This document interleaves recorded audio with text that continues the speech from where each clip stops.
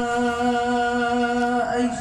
الذين آمنوا استعينوا بالصبر والصلاة إن الله مع الصابرين ولا تقولوا لمن يقتل في سبيل الله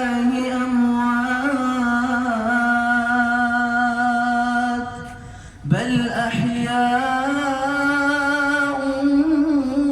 ولكن لا تشعرون ولنبلونكم بشيء من الخوف والجوع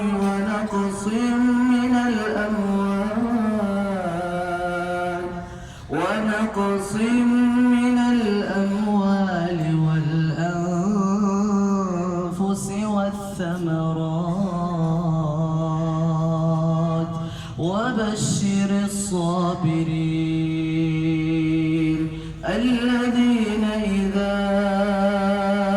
أصابتهم مصيبة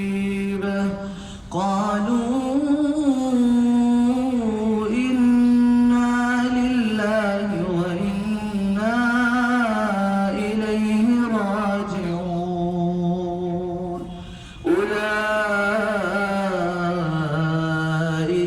عليهم صلوات